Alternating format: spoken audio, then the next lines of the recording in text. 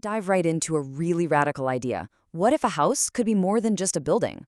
What if it could be a living, breathing theory for a whole new way to exist? In this quote, well, it gets right to the heart of it all. See, the project we're looking at today isn't about trying to fix a broken system. Not at all. It's about building a parallel one to prove that a completely different way of doing things can and already does work. And this isn't just a thought experiment. It's happening in a real place, the Koya Dominion compound in Sierra Leone. There's a home there called the Kanamagora Mansion, and it's not some far-off dream. It's the proof, the living, breathing evidence of this alternative logic in action, right now. So, first up, a house that is a theory. How can a physical building actually work like a philosophical argument? That's exactly what we're about to unpack. And that's the central question here, isn't it? We usually think of a house as just a passive box we live in. But the Kanamagora Mansion is an active participant. It's not just a place where a theory gets applied. It's where theory and everyday life come together to prove they were never really separate to begin with. To really get this, we need a new word, the hyperorganon.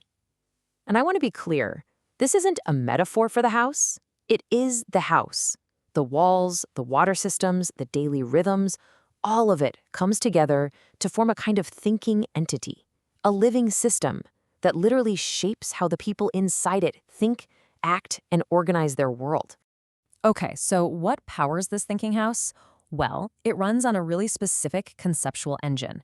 It has a very technical sounding name, but trust me, the idea at its core is beautifully simple. This is it, the delta T-squared model.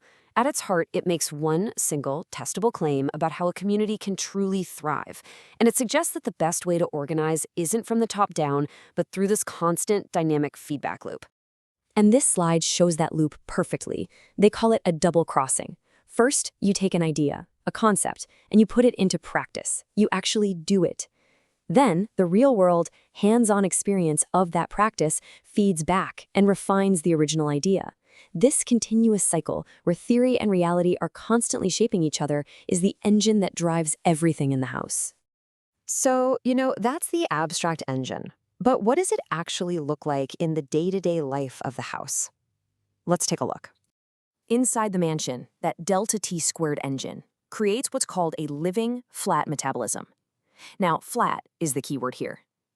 It means that knowledge, responsibility, and power circulate horizontally, sideways, among everyone, instead of being handed down from some single authority at the top. This philosophy transforms even the most mundane tasks. For instance, sweeping the floor. It's not just cleaning.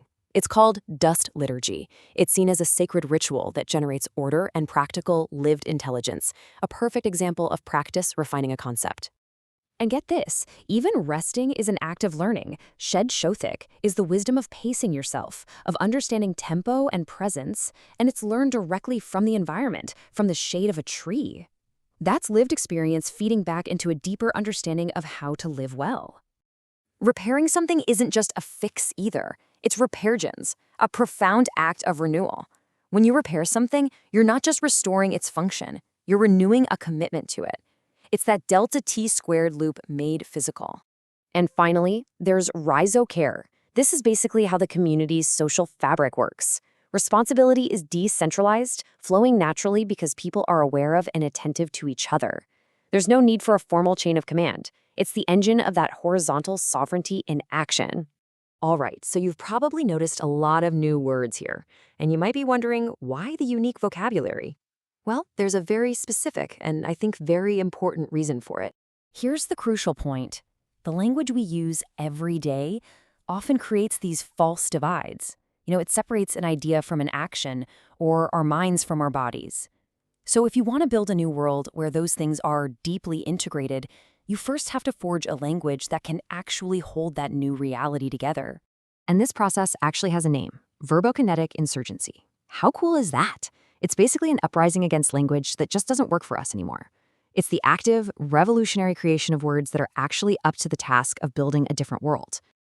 So, let's bring all of this together. What does this house, this engine, and this new language actually achieve? Well, it reframes our entire understanding of what progress and the future are all about.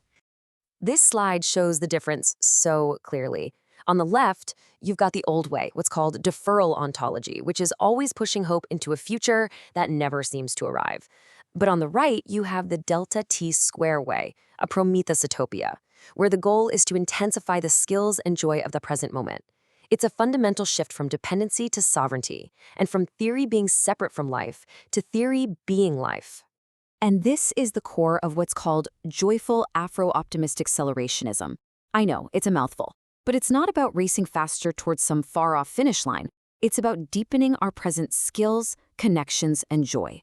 The power we have right here, right now. And that brings us full circle to this really powerful quote. The Kinamegara Mention isn't just a place where ideas are put to the test.